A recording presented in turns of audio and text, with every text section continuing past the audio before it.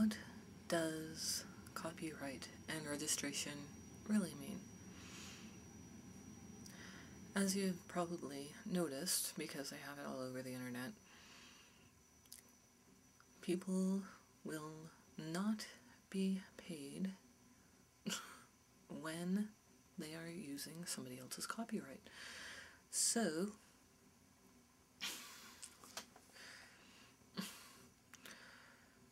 what does copyright and registration mean?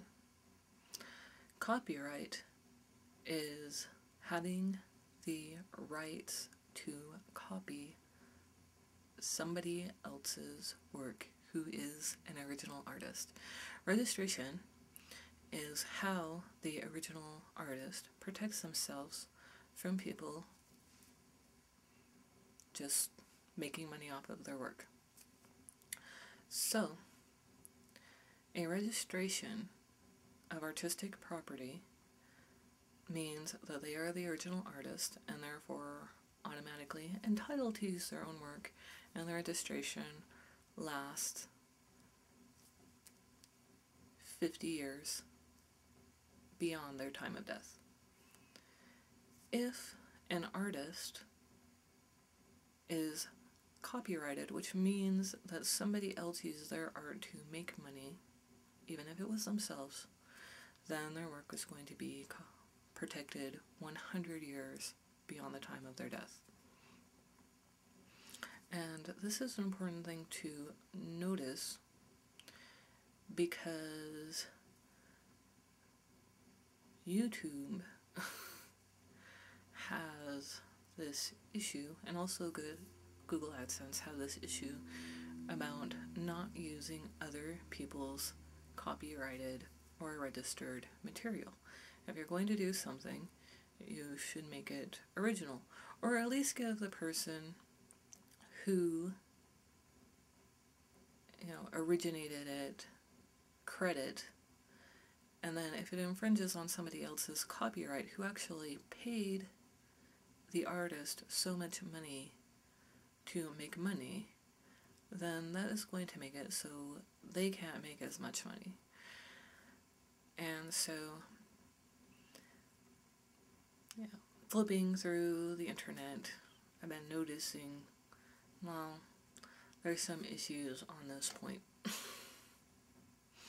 So, everybody really likes the amateurs and everything like that, but actually, unless you are a YouTube partner or a Google AdSense representative, you're not really going to be making money through them either. Of course, then you have companies like everybody loves these music download things. There is actually an option for an audio swap where you're going to be paying the company for the entitlement to use their music in the background of your video. Which is okay. You can do that, actually. That's like requesting permission and they're making money. And then there's other ways to help people make money. Like actually directly advertising them so that they can sell CDs or whatever.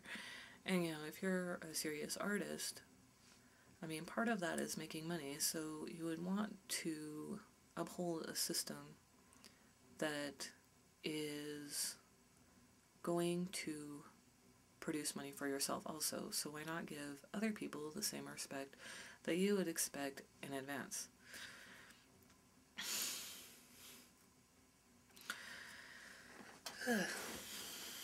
Of course, it is difficult sometimes because these places, they won't let you in-bed players and things like that, which is kind of a nuisance.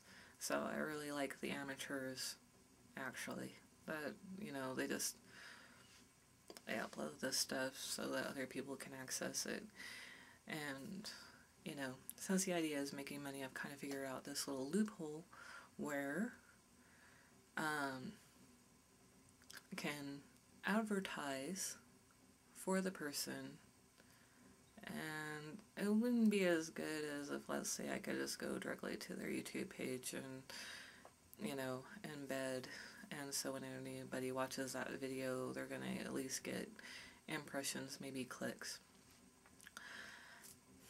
Oh well. But yeah, that's neither here nor there. But yeah, I mean, what can you do? You don't really have like other options, but yeah, there are a lot of options there to protect artist rights. And I think it'd be a good idea if everybody really thought about that when they're doing these things. Maybe it kind of offsets a little bit. Maybe.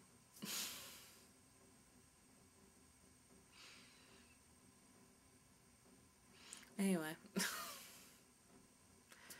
Yeah. Getting that all cleared up would be a nice thing. And audio swap. You want somebody's music in the background of your video or whatever you're working on. Well, you paid them in advance. And at the very least, I watch so many videos, and they don't even put, like, who the musician was in the side note or at the end of the credits. So they're not even getting advertising to, like, maybe they would be interested in buying a CD or an MP3 download or something.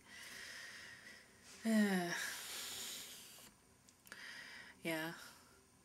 Instead of, like, the big Napster thing where they actually drug people through the courts. I mean, if you can get somebody's whole entire album for free, why buy it? Doesn't make sense. That's just silly.